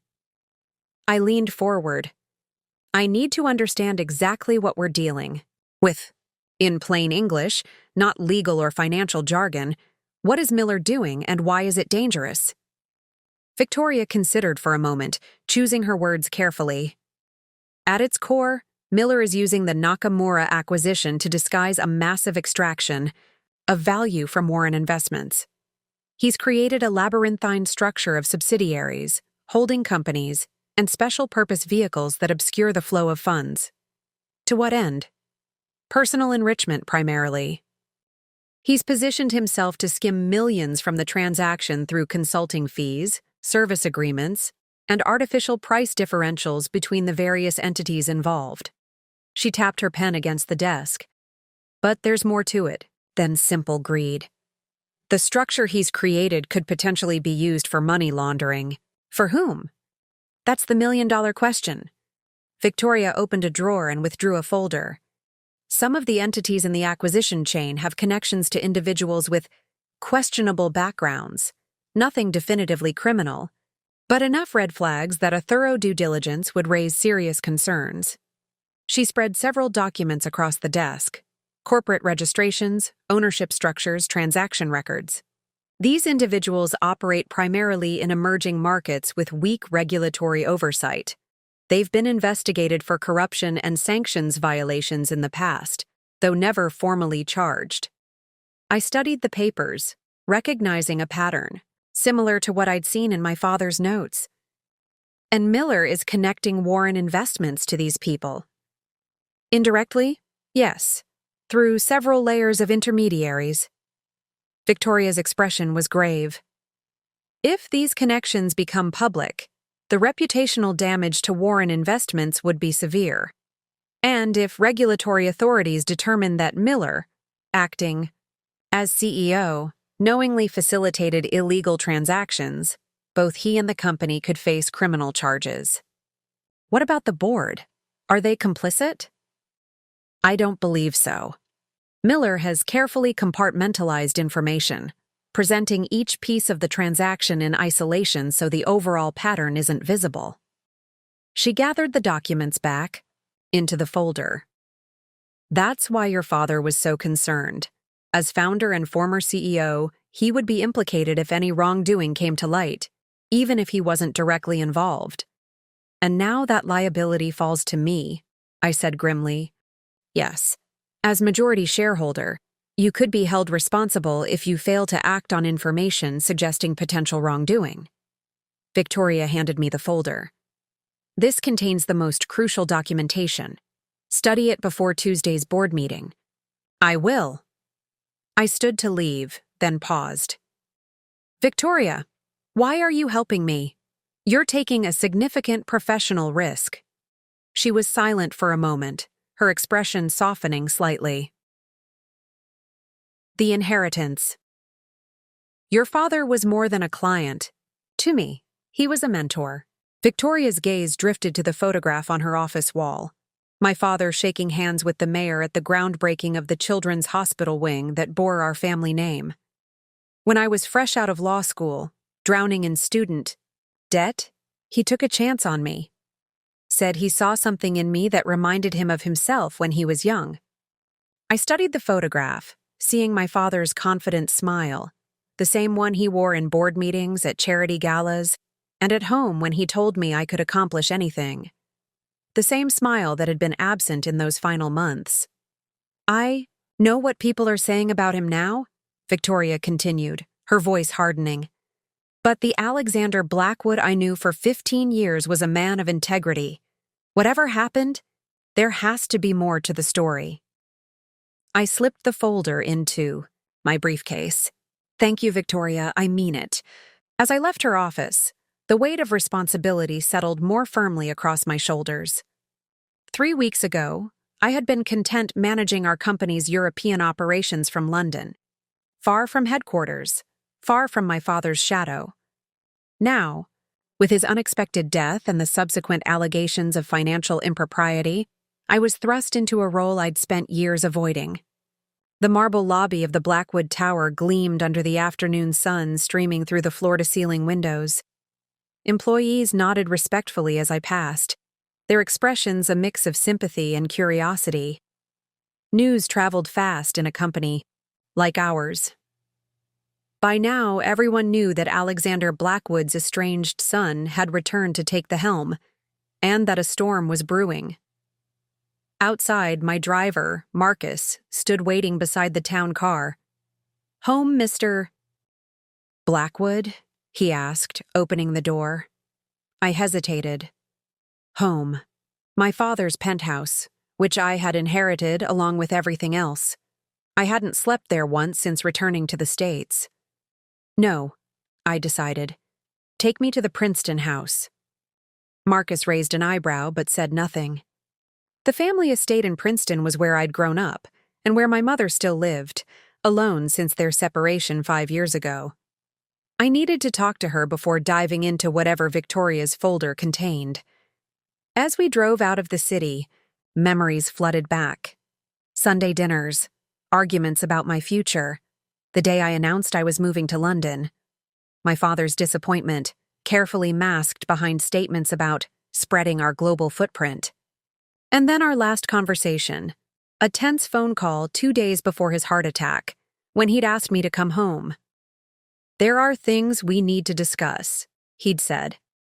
Things I should have told you long ago. But I had delayed, citing an important meeting. And now he was gone. The Princeton house appeared much as it always had, dignified, imposing, with its colonial architecture and manicured grounds. As Marcus drove up the long driveway, I noticed my mother sitting on the front porch, watching our approach. Even, from a distance, I could see she was wearing black. "James," she said as I climbed the steps. No embrace, just my name and a nod, her typical restrained greeting. Cassandra Blackwood had never been demonstrative, even before her separation from my father had turned her more remote. "Mother, you're looking well." It wasn't entirely true. She appeared thinner, more fragile than I remembered. "Grief suits." "Some people," she replied with a brittle smile. "Come in. I've been expecting you." I followed her into the house, noting how little had changed. The same artwork, the same furniture, as if preserving the home exactly as it had been during happier times. "Tea?" she offered, leading me to the sunroom. "Something stronger if you have it." She nodded and disappeared briefly, returning with 2 crystal tumblers of amber liquid. "Your father's scotch seemed appropriate." We sat in silence for a moment, the late afternoon sun casting long shadows across the antique Persian rug. "Victoria gave me a file today," I said finally, "about the allegations." My mother's expression didn't change. "I assumed that's why you're here, looking for answers." "Did you know?" "About the financial irregularities." She took a sip of her scotch. "Your father kept his business dealings private, even from me, especially after we separated. But you must have suspected something. The SEC investigation didn't come out of nowhere. Alexander was complicated, driven. Sometimes that drive led him to cut corners." She met my gaze directly. "But he wasn't corrupt, James. Whatever they're saying, he wasn't that." "Then what was he?" She set down her glass. "Afraid." "Afraid? Of what?" "Of losing everything. Of disappointing you." She smiled sadly. "He wanted so badly for you to be proud of what he built, what you would inherit someday. Perhaps that desire clouded his judgment." I thought of the folder in my briefcase. "There's a board meeting on Tuesday. I need to understand what I'm walking into." "You'll find your answers in his study." She rose gracefully. "He kept everything important there. It's untouched since his death. I haven't been able to go through his things." I followed her upstairs to my father's private study, a room I'd rarely been allowed to enter as a child. She unlocked the heavy oak door and stepped aside. "I'll leave you to it," she said. "Dinner is at 7, if you'd care to join me." The door closed behind her with a soft click, leaving me alone in the sanctum of Alexander Blackwood. Dark wood, paneling, leather-bound books, and the lingering scent of his cologne. On the massive desk sat a framed photograph of me at my university graduation. Next to it, surprisingly, a more recent photo. Me cutting the ribbon at the opening of our London office. He had followed my career more closely than I'd realized. I set my briefcase down and opened the folder Victoria had given me. As I spread the documents across the desk, I began to understand why she had looked so troubled. Financial records, offshore account statements, emails. Together, they painted a picture of systematic financial manipulation going back at least 3 years. But something wasn't adding up. These weren't the actions of a man enriching himself. In fact, the records showed my father had been steadily liquidating his personal assets and channeling funds into the company through various hidden routes. Why would he need to secretly prop up Blackwood Enterprises? The company had reported record profits every quarter for the past decade, unless those profits weren't real. I turned to my father's computer. The password prompt glowed expectantly. What would he have used? His birthday? Mine? The company founding date? After several failed attempts, I tried a long shot. Cassandra 1984. My mother's name and the year they'd met.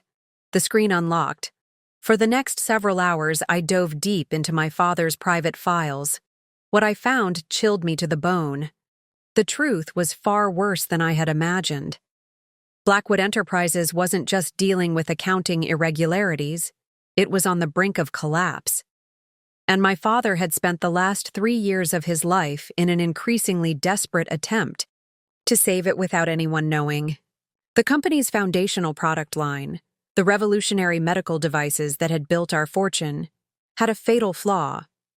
One that had been covered up, hidden from regulators, from the board, from everyone. One that was just beginning to emerge. In the data, patients were dying. And the liability could destroy not just the company, but thousands of lives connected to it.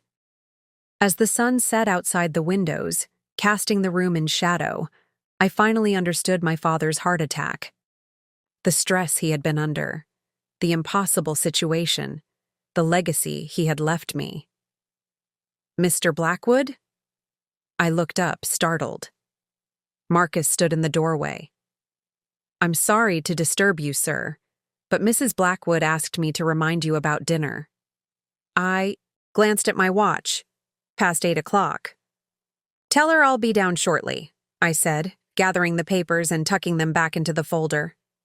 I would need time to process all this and to decide what to do next. As I switched off the desk lamp, my gaze fell on the graduation photo again, my father's hand on my shoulder, both of us smiling, unaware of what lay ahead. "What did you expect me to do with this?" I whispered to his image. "How am I supposed to fix what you couldn't?" There was no answer, of course. Just the weight of the folder in my hands and the knowledge that in less than a week, I would have to face the board with either the truth or a continuation of my father's deception. Either way, lives would be destroyed. The question was, which ones? The family dining room felt cavernous with just the two of us seated at opposite ends of the mahogany table, designed to accommodate 20. My mother had maintained the formality of our family dinners, fine china, crystal, silver candelabras casting flickering light across the table. "You found what you were looking for?" she asked, delicately cutting into her untouched salmon. "I found something," I replied, pushing food around my plate, though I'm not sure it's what I expected. Nothing about death is what we expect, James. Not the timing, not the aftermath. She set down her fork and regarded me steadily. "Are the rumors true? Is the company in trouble?" I hesitated. How much did she know? How much should she know? The situation is complicated. Don't patronize me. Her voice remained calm, but her knuckles whitened around her water glass. "I was married to your father for 30 years. I know when I'm being managed. I'm sorry. Yes, there are serious issues. More serious than the financial irregularities that prompted the SEC investigation." I met her gaze. "Did father ever discuss the Helix line with you? The implantable cardiac devices?" Something flickered in her eyes. Recognition, then careful neutrality. "He was very proud of that innovation. Said it would revolutionize cardiac care. It did. But there are problems, serious problems that were concealed. By your father? By someone. I'm still piecing it together." She was silent for a long moment. "Your father changed in the last few years, became more withdrawn, more burdened. I assumed it was our marriage, but perhaps it was this." She set down her napkin. "What will you do?" "I don't know yet. The right thing would be full disclosure, a recall of the devices, compensation for affected families. But that would bankrupt the company. Thousands of employees would lose their jobs, the stock would collapse, shareholders would be wiped out. Including your mother," she said with a humorless smile. "This isn't about money. It's always about money, James, and power. Your father taught me that, if nothing else." She stood up. "There's brandy in the library. I think we could both use some." I followed her to the library, another room frozen in time. Its walls lined with first editions my father had collected but rarely read. Appearances had always mattered to Alexander Blackwood. My mother poured 2 generous brandies and handed one to me. "To Alexander," she said, raising her glass. "May he rest more peacefully than he lived." I drank, the liquor burning a path down my throat. "When did you know your marriage was over?" I asked, the question emerging unbidden. She seemed unsurprised by the change in subject. "When your father chose the company over everything else." Over me. Over you. He sent me to boarding school when I was 12. Was that the beginning? No. He genuinely believed it was best for you. The beginning was more subtle. She swirled the amber liquid in her glass. There was a moment. You were away at college when one of his major deals fell through. He was devastated, not just professionally, but personally. I tried to comfort him, but he couldn't hear me. It was like I wasn't even in the room. That's when I knew I'd lost him to Blackwood Enterprises. And yet you stayed for years after. We all make compromises, James. I had a comfortable life, social position, the freedom to pursue my own interests. And I still loved him, in my way.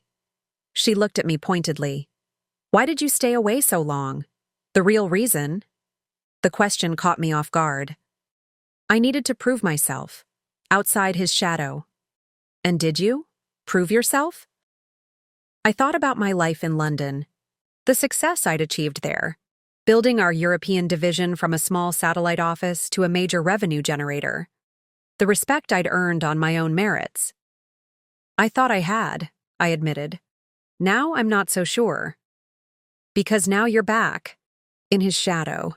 Even in death, Alexander casts a long one. It's not that simple. It never is.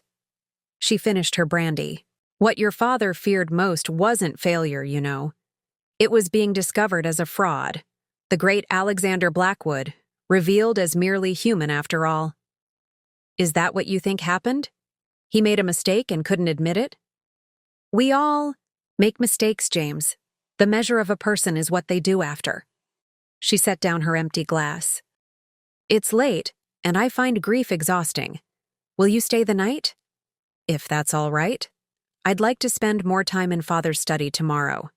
Of course. She moved toward the door, then paused. Whatever you decide to do, remember that you are not your father, for better or worse.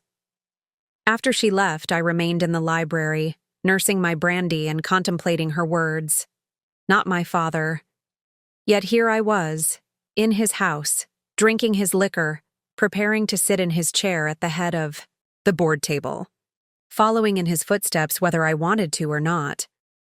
My phone buzzed with a text message. Victoria. Call me when you can. Found something else. I glanced at the time, nearly midnight. Whatever she'd found couldn't wait until morning. I stepped out onto the terrace to make the call, the night air cool against my face. Victoria, what is it? I've been going through your father's personal emails, she said without preamble. There's evidence he was being blackmailed. Blackmailed? By whom? I don't know yet, but there are payments, large ones, going to an account I can't trace, and coded communications suggesting the recipient had knowledge of the helix defects. My mind raced. Someone on the inside then. Someone who knew and was using it for leverage instead of coming forward. That would be my guess. The payments started around the same time as the first reported device failures. 3 years ago, I murmured, pieces starting to fall into place. Yes. And James? The last payment was scheduled for the day after your father died. It never went through. I gripped the terrace railing, which means whoever was blackmailing him knows their paycheck has stopped and might be looking for a new source of income. Or preparing to go public with what they know, I added grimly. Exactly. You need to find out who this person is before Tuesday's board meeting. If they reveal the helix problems before you've prepared a strategy, it would be chaos, I understand. I looked up at the night sky, stars obscured by clouds. I'll head back to the city first thing tomorrow. Keep digging on your end. Will do. And James, be careful. Whoever this is, they've already demonstrated they're willing to profit from people's deaths. That makes them dangerous. After we hung up, I remained on the terrace, processing this new information. My father, the great Alexander Blackwood, had been caught in a web of his own making, covering up a deadly product flaw, then being blackmailed for that cover-up. And now that web had ensnared me. The sound of soft footsteps made me turn. My mother stood in the doorway, a silk robe wrapped around her thin frame. "Bad news?" she asked, her face pale in the moonlight. "How much did you hear?" "Enough." She moved to stand beside me at the railing. Blackmail. I wish I could say I was surprised. "Did you know about the Helix problems?" She shook her head. "Not specifically, but I knew something was consuming him. Something he couldn't or wouldn't share. I need to find out who was blackmailing him. It could be anyone. A board member, an executive, a regulator who looked the other way. Start with those who had the most to gain," she advised, "and those who had the most to lose if the truth came out." "That's a long list." "Yes, your father collected people like his first editions. Valuable, impressive, but ultimately objects to be possessed and controlled." She turned to face me. "Including perhaps his son." The accusation hung between us. "I made my own choices," I said finally. "Did you? Or did you simply choose the path of least resistance? London was far away, but still within the Blackwood Empire." Her voice softened. "I'm not judging you, James. God knows I made my own compromises. I just want you to go into this with your eyes open. The company changes people. I won't let it change me." She smiled sadly. "Your father said the same thing once." I lay awake much of the night, my mother's words echoing in my mind. Had my move to London really been an act of independence, or just another form of compliance? Running Blackwood's European division was hardly breaking free from the family business. True rebellion would have been walking away entirely, building something of my own. But I hadn't done that, and now here I was, inheriting not just my father's company but his secrets and sins as well. By dawn, I had made a decision. I would find the blackmailer and expose the Helix defects myself, on my own terms. I would face the consequences, whatever they might be. It was the only way to break the cycle my father had trapped himself in, and that threatened to trap me as well. As the first light of day filtered through the curtains, I began to formulate a plan. I would need allies, people I could trust implicitly. In a company built on secrets and power plays, those would be in short supply. But I knew where to start. Marcus arrived promptly at 7 to drive me back to the city. My mother saw me off with a brief embrace, more physical contact than she'd initiated in years. "Be careful," she whispered. "Alexander made enemies." "I'll call you after the board meeting," I promised. As we drove toward Manhattan, I reviewed what I knew and what I still needed to discover. The Helix cardiac device line had a critical flaw, one that had already resulted in patient deaths. My father had concealed this flaw, both from regulators and from the company's board. Someone had discovered his deception and had been blackmailing him for at least 3 years. With his death, the blackmailer had lost their income stream and might be preparing to expose everything. I needed to identify the blackmailer, understand the full extent of the Helix problems, and develop a strategy for disclosure that wouldn't completely destroy the company. And I had less than 48 hours before facing the board. "Marcus," I said, making a sudden decision. "Change of plans. Take me to the research facility in New Jersey first." He nodded, adjusting our route without question. Marcus had been my father's driver for over a decade. I wondered suddenly how much he knew, how much he had observed in all those years of silent service. "Marcus, how long did you work for my father?" 12 years, sir," he replied, meeting my eyes briefly in the rear-view mirror. "And you drove him everywhere? Including to the research facility?" "Yes, sir. Regular visits, especially in the last few years." Did he seem particularly stressed after these visits?" Marcus was quiet for a moment, weighing his words. "It's not my place to comment on Mr. Blackwood's state of mind, sir." "I understand your loyalty, Marcus. But my father is gone, and I'm trying to understand what he was dealing with. Anything you can tell me would be helpful. Another long pause. Then, there were changes, yes. About 3 years ago, the visits became more frequent. He would come out looking troubled. Sometimes he would have me drive around for an hour, before heading back to the office, just sitting in silence. And did anyone ever accompany him to these visits? Anyone unusual? Dr. Chen, mostly. Sometimes Dr. Winters. Once in a while, Mr. Donovan from the board. I filed away these names. Dr. Elaine Chen was our chief research officer. Dr. Winters headed the Helix program specifically, and Robert Donovan was the longest-serving member of our board, a close friend of my father's since college. Anyone else? Anyone who only visited once or twice? Marcus frowned in concentration. There was a woman. I only drove her once, about 2 years ago. Your father didn't introduce her, but she wasn't dressed like the scientists. More like a lawyer. Did you catch her name? No, sir. But she was young. Early 30s, maybe. Dark hair. Very serious. Not much to go on, but it was something. Thank you, Marcus. I appreciate your candor. Of course, sir. He hesitated. May I speak freely? Please. Your father was a good man, in his way. Whatever he was involved in, I believe he thought he was doing the right thing. The countryside gave way to industrial parks as we approached the research facility. Blackwood Medical Research Center occupied a sprawling campus, its modernist glass buildings gleaming in the morning sun.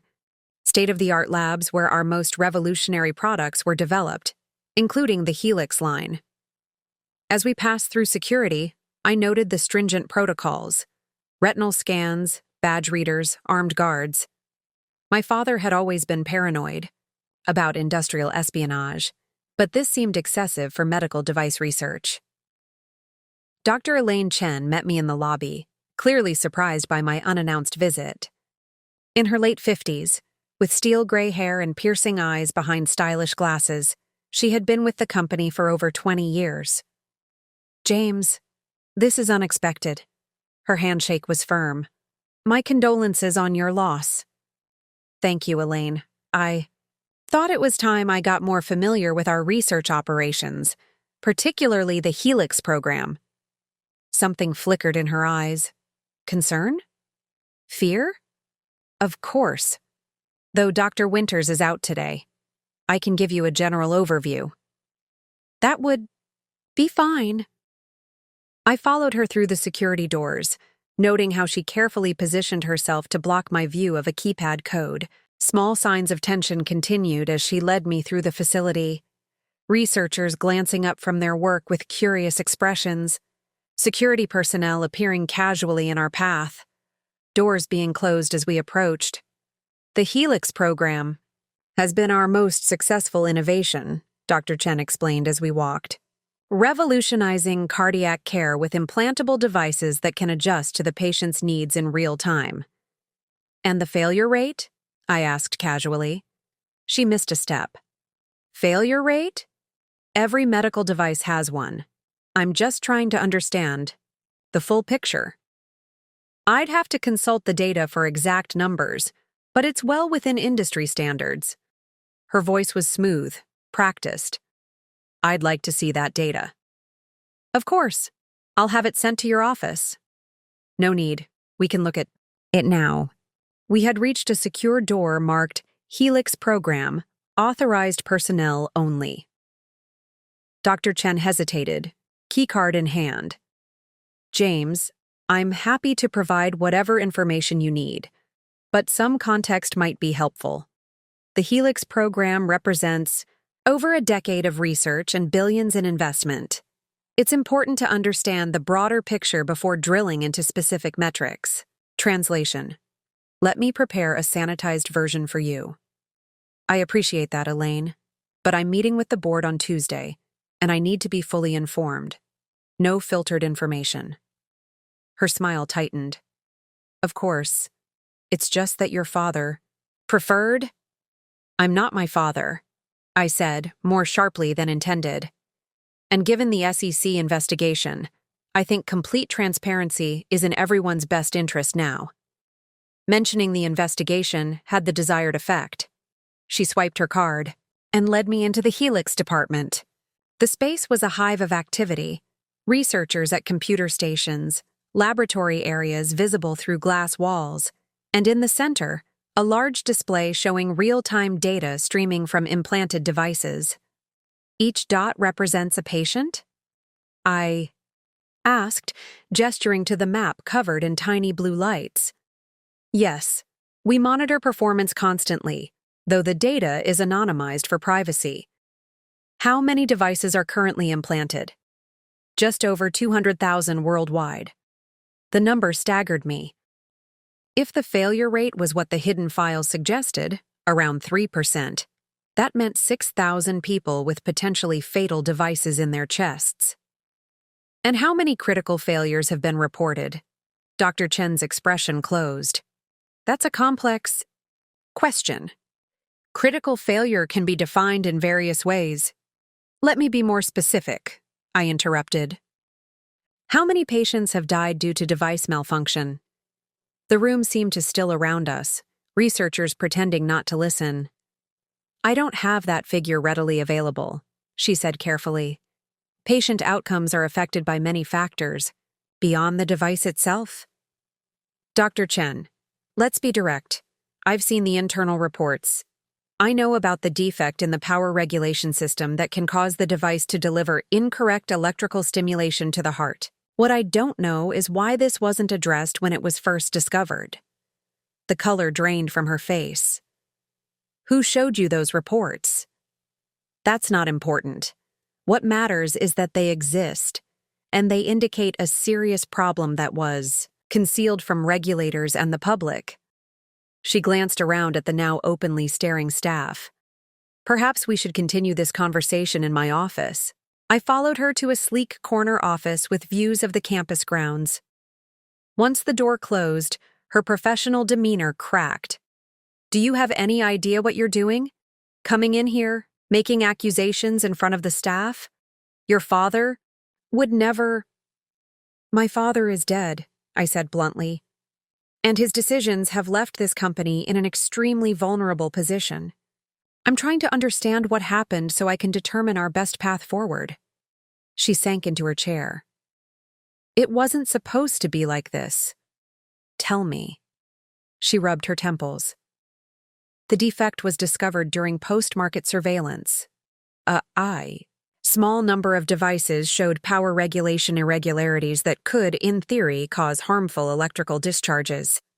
In theory? People have died, Elaine. Yes, she admitted quietly. 17 confirmed cases where device malfunction was the primary cause of death. Another 24 where it may have been a contributing factor. The number hit me like a physical blow.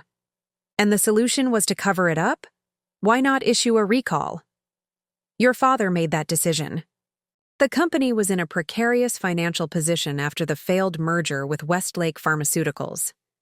A recall of our flagship product line would have tanked the stock, opened us to massive liability, potentially bankrupted us. He believed we could fix the problem in the next generation of devices while managing the existing issues quietly. By which you mean letting people die while you worked on a solution. She flinched. It wasn't that simple. We implemented enhanced monitoring protocols.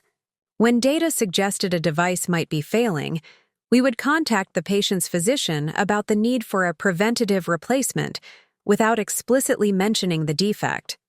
So you lied to doctors too. We use discretion, and we've reduced the failure rate significantly with each iteration. The current generation has shown no critical failures. But there are still thousands of older generation devices implanted. Yes, being replaced as quickly as we can manage without raising red flags. I stood and walked to the window, trying to process the enormity of what she was telling me. My father had made a calculated decision to risk lives rather than risk the company. Who else knows about this? The full extent of it? Your father, obviously. Me. Dr. Winters, who runs the program, Robert Donovan from the board. He has a medical background. Your father trusted his judgment. The engineers who identified the problem initially, though they've been reassigned to different projects. And who else? Someone was blackmailing my father over this information. Her eyes widened. Blackmail? I had no idea. Someone knew and was demanding payment for their silence. She shook her head. If someone was blackmailing him, he never mentioned it to me. But what? There was an FDA inspector about 2 years ago. She seemed particularly interested in the Helix data, asked a lot of questions, requested specific reports. Your father personally handled her visit. Do you remember her name? Castillo. Diana Castillo. The name meant nothing to me, but it was a lead. I need copies of everything related to the Helix defect. Test results, patient data, internal communications, everything. That's thousands of documents, and highly sensitive. I'm the majority shareholder and acting CEO. Nothing is off limits to me. I moved toward the door. Have it all sent to Victoria Wright's office by the end of the day, my father's personal attorney, I added, seeing her confusion. James, she said as I reached for the door handle, what are you planning to do? I don't know yet. But unlike my father, I won't pretend people aren't dying to protect a stock price. As I walked back through the facility, I felt the weight of what I'd learned pressing down on me. Not just financial fraud, as I'd initially feared, but something far worse. A deliberate cover-up of a deadly product defect. My father had chosen the company over the lives of the very patients our devices were meant to save. And how many others had made the same choice? Dr. Chen? Dr. Winters? Robert Donovan, each calculating that their careers, their financial interests, outweighed their moral obligations. Would I have made the same choice in their position? The question haunted me as Marcus drove me back toward the city. Change of plans again, I told him. Take me to the FDA offices.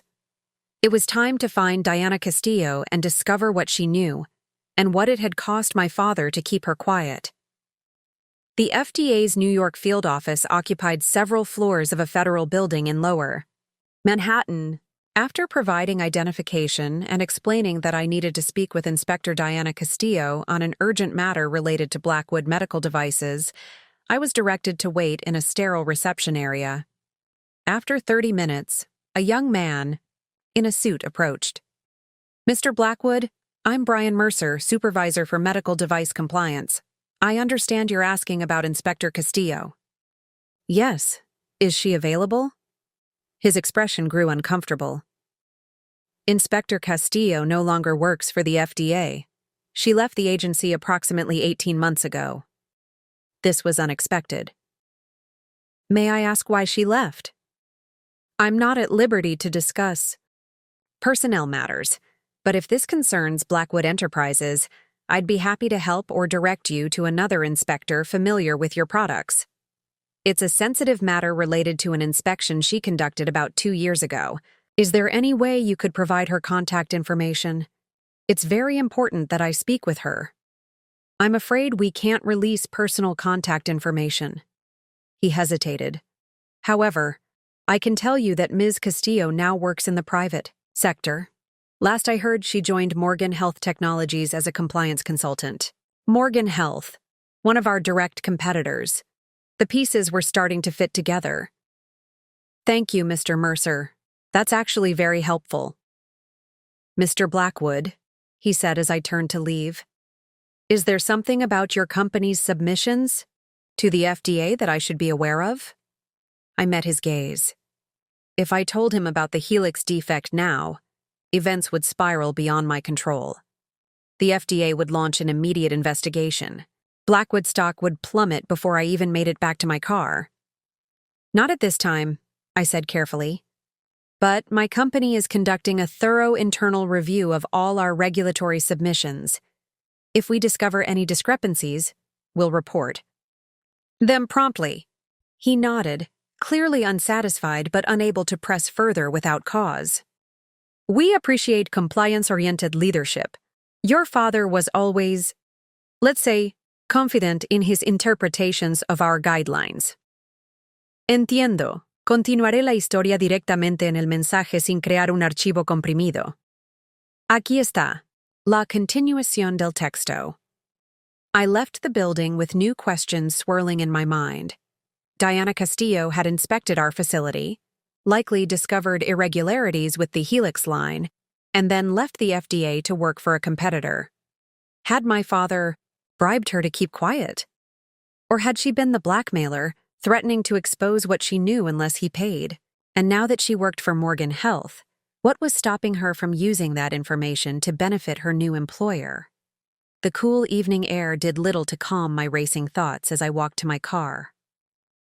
Westlake Pharmaceuticals, my family's company for 3 generations, stood behind me, its sleek glass facade reflecting the setting sun.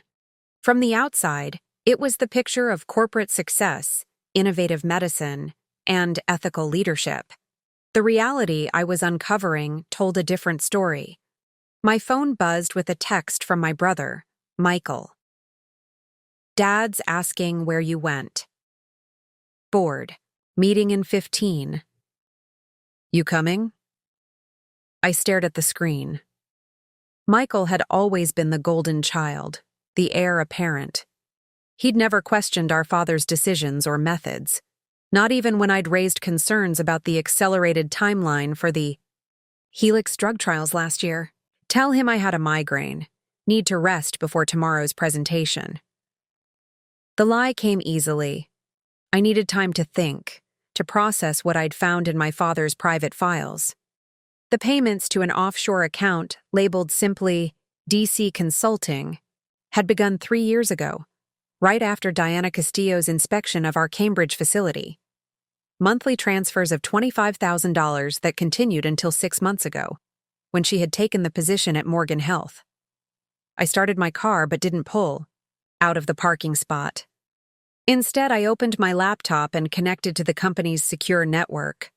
If my suspicions were correct, there would be more evidence beyond the financial transactions. The Helix project had been my father's obsession for the past 5 years. A revolutionary anti-aging compound that promised to extend human lifespan by up to 20 years. Wall Street valued the potential market in the billions. FDA approval was the final hurdle, expected within months after our Phase 3 trial results were published next week. Results that looked too good to be true. I had voiced my concerns during early development. The preclinical data had shown liver toxicity issues in a small percentage of test subjects. My father had dismissed these as statistical anomalies, pushing ahead with human trials at a pace that made me uncomfortable. When I'd suggested additional safety studies, he'd removed me from the project team, assigning me to oversee our established product lines instead. Now, I wondered if Diana Castillo had shared my concerns, and if my father had paid her to keep them quiet. My phone rang, startling me. Michael's name flashed on the screen. Alex, where are you? His voice carried that familiar tone of barely contained impatience. Dad's furious. The Morgan people are here. I sat up straighter. What? The meeting? With Morgan Health isn't until next week. Well, surprise. They showed up today with a new proposal. And guess who's leading their team? Diana Castillo. My blood ran cold. I'll be there in 5 minutes.